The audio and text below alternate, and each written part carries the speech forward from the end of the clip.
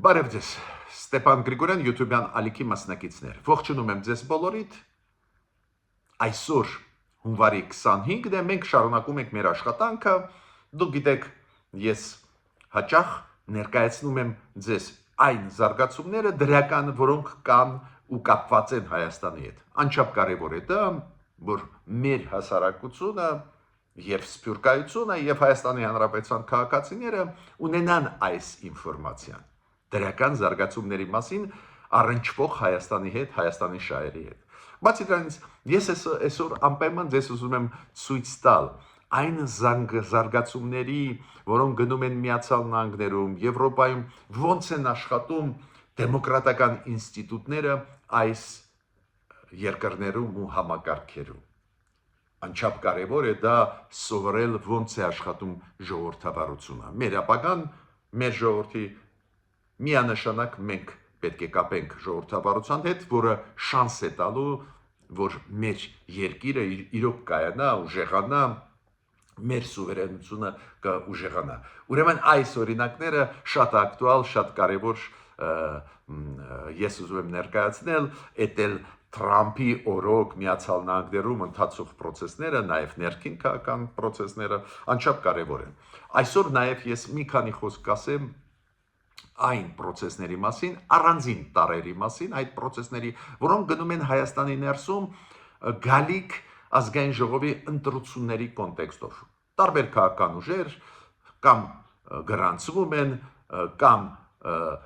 բանակցում են, որ կոալիցիա ստեղծեն, կամ առանձին քաղաքական ուժեր հասցրեցին հայտարարել, որ միայնակ են գնում, առանձին են գնում ընտրությունների ու ստեղել հետաքրքիր զարգացումներ։ Ուրեմն սկսում ենք մեր այսօրվա աշխատանքը։ Ես պետք է ասեմ, որ Նիկոլ Փաշինյանը հետևողական շարունակում է իր քաղաքականությունը հայ առաքելական եկեղեցու նկատմամբ ու դուք գիտեք, որ այսօր Նիկոլ Փաշինյանը Թալինի եկեղեցում մասնակցեց պատարագի։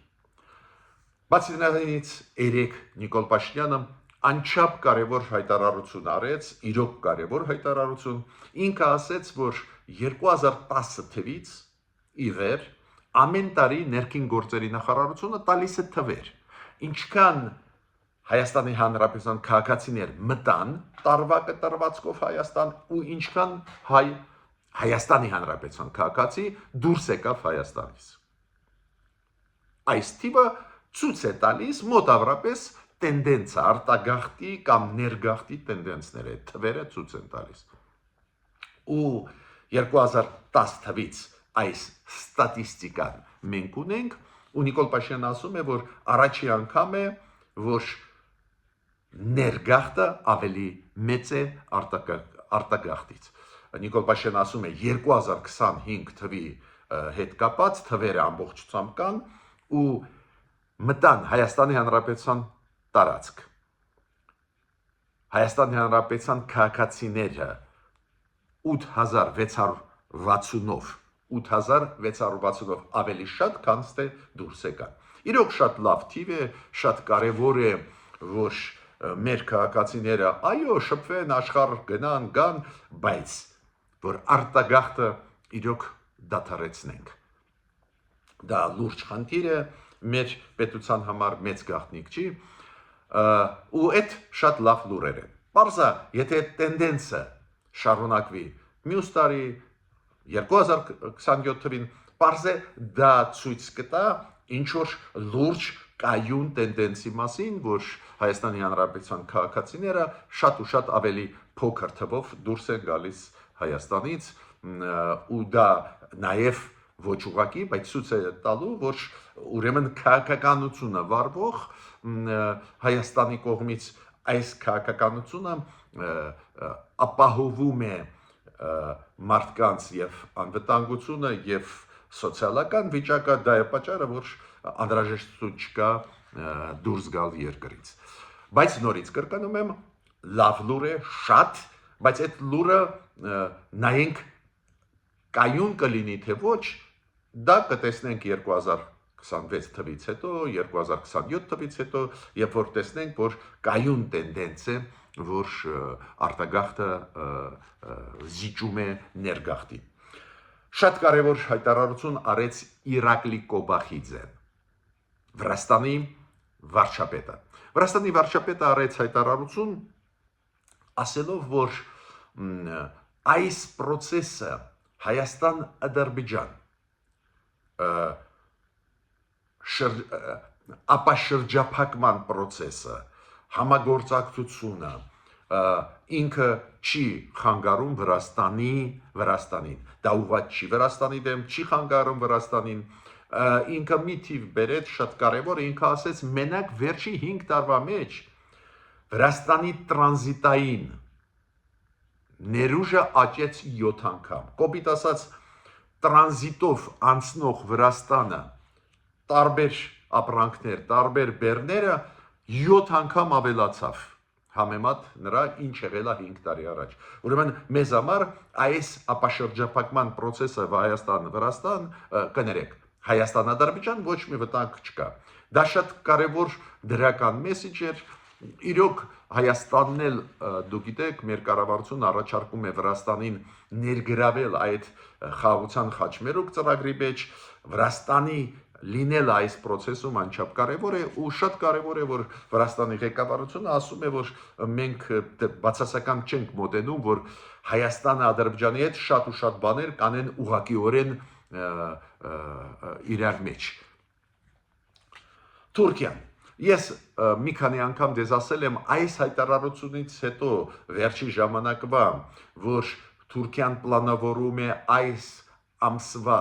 հունվարի վերջին բացել սահմանը Հայաստանի հետ, ես մի քիչ զգուշավոր եմ մոտենում, բայց պարզ է ուրախ մենք կլինենք, եթե բացի Թուրքիան այդ սահմանը, քանի որ համագործակցությունը, ապաշրջափակումը ել ավելի թափով կգնա, բայց կան ուղղակի ու անուղղակի չափորոշիչներ, որոնք ցույց են տալիս, որ կարծես թե process-ը դեպի դա է գնում, որ Թուրքիան կբացի սահմանը, Իգդիրի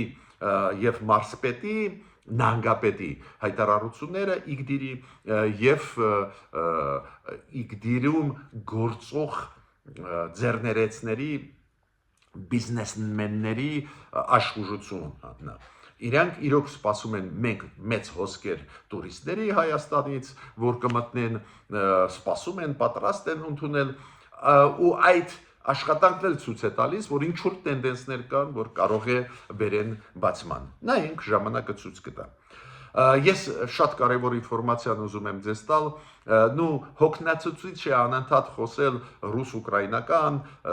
process-ի մասին, ծանր process է Ռուսաստանի կողմից դա ագրեսիա է, բայց Միացյալ Նահանգները Դոնալդ Թրամփը մեծ ջանքեր են գործադրում, որ ինչ որ բանակցային process լինի, ու դրականը նա է, որ այս երկու վերջի օրվա մեջ սկսվեցին երակողմ բանակցային process։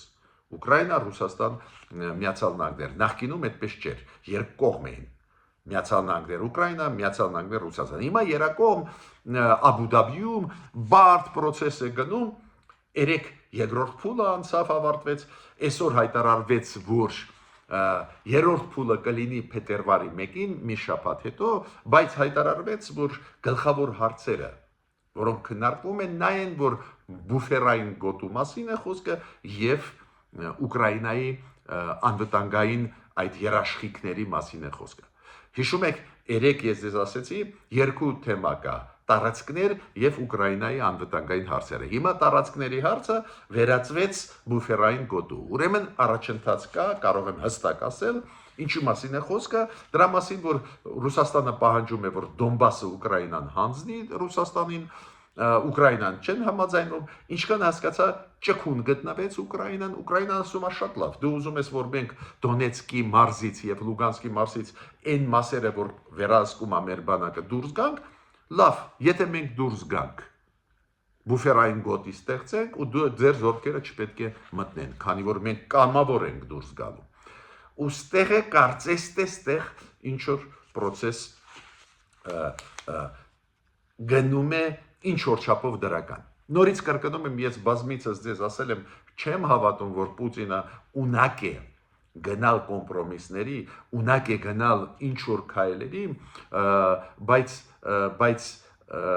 իրոք Ռուսաստանը ունի լրջագույն կորուստներ այդ պատերազմում։ միայն դեկտեմբերի ընթացքում 30,000 զինվոր իրենք կորցրեցին, ոչ թե վիրավորվածով, այլ զոհված։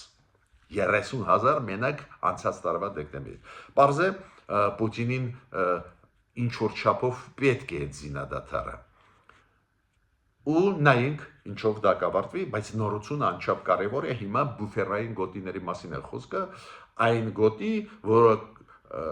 որտեղ որ չեն լինի ոչ ուկրաինական, ոչ ռուսական զորքերը։ Հիմա ես անպայման ուզում եմ այսօրվա զարգացումների հետ կապված 1-2 օրինակներ բերել, ոնց է աշխատում օրինակ դեմոկրատիան Միացյալ Նահանգներում։ Դուք գիտեք, Դոնալդ Տրամպի քաղաքականությունը շատ բարդ է։ Ներքին քաղաքականությունը ել ավելի բարդ է, իմիգրացիոն քաղաքականությունը շատ կոշտ է իր մարդկանց, հազարավոր մարդկանց տարբեր երկրներից ոչ օրինական մտած Միացյալ Նահանգներ բռնում են, արտաքսում են, շատերին նույնիսկ լեգալ մտած հիմա զրկում են իրավունքից մնալ Միացյալ Նահանգներում, բարդ process է գնում, մարդու իրավունքների խախտման հետ կապված բարդ process է։ Ու դժբախտաբար այս իմիգրացիոն ոստիկանությունը բավական կոշտ է գործում ու առանձին դեպքերում մենք տեսնում ենք, որ զոհվում են, սպանվում են մարդիկ։ Մի քանի օր առաջ Մինեապոլիսում սպանվեց մի կին, որը ղեկին էր նստած, ինչ վտանգ էր ներկայացնում, պարզ չի, մեծ աղմուկ էր, մեծ դժգոհություն, բայց երեք Մինեապոլիսում էլի մարդ սպանվեց, տղամարդ Ալեքս Պրետի, որը Բուշ եղբայր է, ինքը օգնում էր այն իմիգրանտներին, ում ուղղակիորեն ուժով բռնի տեղահանում էին, որ հետ ուղարկեն դեպորտանեն, իրանց սպանեցին։ Դոնալդ Տրամպը պաշտպանեց, ոստիկանության քայլերը, չգիտեմ, ասեց, որ ինքը զենք ուներ եւ այլ, ականատեսները հակառակն են ասում, բայց այդ բարդ process-ներ են։ Հիմա ոնց է աշխատում ժողովրդավարությունը Միացյալ Նահանգներում։ Առաջինը մարդիկ բողոքի ակցիաներ անում են, երեկվա դեպքից հետո Նյու Յորքում, հիմա Լոս Անջելեսում, այլ քաղաքներում բավական մեծ բողոքի ակցիաներ են գնում, ժողովուրդը ցույց է տալիս իշխանությանը իր դժգոհությունը, նու դատարանների որոշումների մասին դուք գիտեք դատարանների որոշումների մասին, որ շատ ու շատ տեղերում Դոնալդ Տրամպը ստիպված էր ազգային գվարդիան Միացյալ Նահանգների ֆեդերալ զորքերը դուրս բերել, քանի որ դատարանները որոշում էին այս կամ այն քաղաքի հետ կապված կամ նահանգի հետ կապված, որ այնտեղ չպետք է լինեն այդ զորքերը։ Այդպես բարդ process է գնում, բայց դեմոկրատիան աշխատում է ու մյուս դեմոկրատական ինստիտուտները իրոք Ամերիկայում լավ աշխատում են, մի քանի զելեմներ, մի քանի վերլուծական կենտրոններ ամենաճանաչված պարբերաբար տալիս են օբյեկտիվ ինֆորմացիան։ Օրինակ Դավոսի ելույթների հետ կապված տրվեց ինֆորմացիան, որտեղ է Դոնալդ Տրամպը մեղմ ասած սխալ ինֆորմացիա տալիս, մեղմ եմ ասում, այնտեղ ավելի կոշտ ձևակերպում է, որ ստում է Դոնալդ Տրամպը։ Օրինակ, Դոնալդ Տրամպը Դավոսում ասեց, որ 100% պաշտպանության կարիքները ՆԱՏՕ-ում վերցրել է իր վրա Միացյալ Նահանգները։ Ու ինքը ասում է, դուք օգտվում ենք դրանից, ՆԱՏՕ-ին մենք 100%-ով պահում ենք եւ այլ։ Նու դա մեղմ ասած չի համապատասխանում իրականությանը, անցած տարվա բյուջեն ՆԱՏՕ-ի ու պաշտպանության բյուջեն 62% միայն լումա Ամերիկայից էր գալիս։ 62%, 38% այլ երկրներից։ Ուրեմն այդպես չի, էլի, ոնց ասում է Միացյալ Նահանգները։ Նաև Տրամպը ասում էր, որ մենք բոլորին պաշտպանում, պահում ենք, մենք բան չենք ստանում, դա էլ չի համապատասխանում իրականության։ Դուք գիտեք, ՆԱՏՕ-ում կա 5-րդ հոդված, կոլեկտիվ պաշտպանության հոդված։ Ու ՆԱՏՕ-ի պատմության մեջ ոչ մի երկիր, ոչ մի անգամ չի օգտագործել այդ մեխանիզմը։ Կային դեպքեր, որ պետությունները դիմում էին 5-րդ հոդվածը, որ ուժի մեջ մտնի, որ ՆԱՏՕ-ի անդամ պետությունները միասին համախմբված օգնեն այդ երկրին, բայց որոշում չէր ընդունվել։ Միայն մեկ անգամ պատմության մեջ ՆԱՏՕ-ի որոշում ընդունվեց օգնել երկրի։ Այդ օրինակը հենց 2001 թվի սեպտեմբերի 11-ն էր, երբ որ հարձակում եկավ Միացյալ Նահանգների վրա, հիշում եք տերորիստական ակտ, այդ երկու աշտարակների դեմ ուղված, դա տերորիստական ակտ էր, պարզ է, ամբողջ Ամերիկայի դեմ ուղված, ՆԱՏՕ-ի պետությունները բոլորը որոշում ընդունեցին 5-րդ հոդվածը ՆԱՏՕ-ի կոլեկտիվ պաշտպանության ուժի մեջ մտցնել։ Ուրեմն ՆԱՏՕ-ն մենակ մի անգամ իր պատմության հետ կոլեկտիվ աջակցություն տվեց էտել ՆԱՏՕ-ի անդամ պետությունները Միացյալ Նահանգներին, նաև Աֆղանիստանում։ Ինչ եմ ուզում ասել, այդ է ժողովրդավարությունը, երբ որ ղեկավարը մանիպուլացնում է ինֆորմացիան, երբ որ ղեկավարը ինչ որ քայլեր անում է, որոնք հասարակության մեջ առաջացնում են հարցեր, ԶԼՄ-ները, տեղեկատվական կենտրոնները ճշտում են այդ ինֆորմացիան, մարդիկ, եթե անհրաժեշտություն կա բողոքի ակցիաների դուրս են գալիս, դատարանները, որոնք Միացյալ Նահանգներում միանշանակ անկախ են, որոշումներ ընդունում են հակասող կառավարության որոշման։ Նույնը Եվրոպայում, դուք գիտեք, որ Եվրոպայում իրոք պայքարը կոռուպցիայի դեմ ու կոռուպցիայի տարբեր դրսևորումների դեմ շատ ուժեղ է գնում։ Օրինակ, շատ ու շատ պատգամավորների դեմ կոռուպցիայի հետ կապված որոշումներ են ընդունվում տարբեր երկրների դատարանների կողմից, Ֆրանսիայում դուք գիտեք հայտնի քաղաքական գործիչներին դատել են, որ իրանք Գազպրոմից փող են ստացել, հայտնի այդ բաները, Եվրոպարլամենտը Բրյուսելում մի շարք պատգամավորներ տարբեր պատճառներով, տարբեր կոռուպցիոն ռիսկերի հետ կապված նաև դատվել են, օրինակ Բունդեստագի երկու պատգամավորներ դատվեցին, անցած տարի մեկը, այս տարի մյուսը, իրանց մեղադրում են նրա մեջ, որ օրինակ մեր հարևան երկրի շահերը իրանք Եվրոխորհրդում ներկայացնում են ու ներկայացնում էին հենց կաշառք ստանալուց, միտքս ինչու՞մ է, այս է ժողովրդավարությունը, այն որ կարող է ժողովրդավարական երկրներում լինել նեգատիվ երևույթներ, այդ անխուսափելի է, մենք գիտենք, որ կան, բայց Եվրոմիությունում, եվրոպական երկրներում, Միացյալ Նահանգներում այդ երևույթների դեմ պայքար գնում է։ Հիմա ես ուզում եմ անցնել մեր ներքին քաղաքականության հարցերին, առաջինը պետք է ասեմ, որ ընտրությունների հետ կապված ազգային ժողովի աշխուժություն հիմա կա, ներքին քաղաքականության ոլորտում տարբեր քաղաքական ուժեր պատրաստվում են այս ընտրությունների, տարբեր քաղաքական ուժեր հայտարարեցին, որ միայնակ են գնալու, կան ուժեր, որ ինչ որ կոալիցիայի հետ կապված նախաձեռնություններով հանդես են գալիս կոալիցիա ստեղծելու, կան ուժեր, որ նոր ստեղծված են, օրինակ մեր ձևով այդ շարժումը, որը գլխավորում է Սամվել Կարապետյանը, այդ մեծահարուստ մարդը Ռուսաստանից, այս շարժումը հիմա ստեղծեց ուժեղ Հայաստան կուսակցությունը, որը իրավունք բարձր կունենա մասնակցելու ընտրություններին ու ստեղ մենք տեսնում ենք ինչ որ շարժ, ինչ որ ակտիվություն, բայց ինչն է հետաքրքիր, որ Նարեկ Կարապետյանը, որը այդ շարժման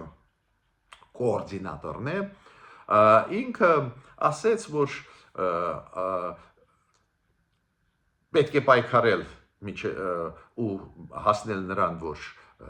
իշխանության գալ, այն ուժերը, որոնք այսօրվա իշխանությունների դեմ են, ինչ որ այդ ձևի մտքերով կիսվեց, հաճախ ինքը դրա մասին ասում է, որ անհրաժեշտ է փոփոխություն Հայաստանում, լավ, հասկացանք, բայց ինքը ինչ է ասում,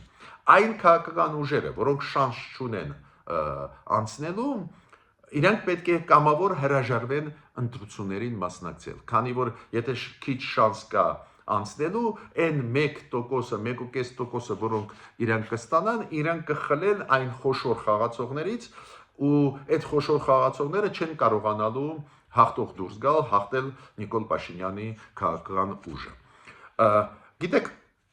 կարծես թե տրամաբանական միտք է, բայց ով ասեց, որ այս նոր ստեղծված ուժեղ Հայաստան ուժը նախ այս շեմը կանցնի ու նախ կունենա ֆրակցիան պարլամենտում։ Հիմա այն մյուս ուժը, ում իրանք դիմում են, որ չմասնակցի, քանի որ շանս չունի անցնելու, իրանք էլ կարող են ասել դուք շանս չունեք։ Ուրեմն ստեղ բավական հետաքրքիր իրավիճակ է։ Ես ստեղ պետք է ասեմ, որ նայենք զարգացումները ուր են գնալու մեր ներքին քաղաքականության ոլորտում, բայց ես տեսնում եմ մեկ բան. գլխավոր ընդդիմադիր կամ դեմքերը կամ ուժերը, ովքեր պայքարում են գործող իշխանությունների դեմ, Նիկոլ Փաշինյանի դեմ, իր քաղաքական ուժի դեմ, լավ էլ օգտագործում են ժողովրդավարության ինստիտուտները։ Օրինակ Վարդան Ղուկասյանի քաղաքապետի Գյումրու դատապաշտպանները հասան Եվրոպայի դատարան ու Եվրոպայի Ստրասբուրգյան մարդու իրավունքների դատարանը, ինչքան պարզվեց հունվարի 22-ին մի քանի օր առաջ ընդունեցին որոշում, որ մեր կառավարությունը պետք է զեկուցի այդ հարցով ինչ վիճակում է գործը Վարդան Ղուկասյանի, ինչ վիճակում է, քանի որ իրանք բողոքում են նաև, որ ծանր ինքը պայմաններում է գտնվում մեկուսարանում, ծանր են պայմանները, իր առողջության խնդիրներ կան, չեն լուծվում եւ այլ եւ այլ։ Այդ օրինակը ես ինչի եմ բերում ցույց տալու ոնց են լավ էլ օգտագործում են պրո-ռուսական ուժերը, անձերը, լավ են օգտագործում ժողովրդավարությունը։ Անընդհատ քարոզ են տանում Եվրոպայի դեմ, անընդհատ խոսում են ժողովրդավարության մեխանիզմների դեմ, բայց լավ էլ օգտագործում են ժողովրդավարության հնարավորությունը, նաև հնարավորությունը ազատ մասնակցել ընտրություններին։ Ես ավարտեցի իմ այսօրվա ելույթը, միջ նոր հանդիպումներ։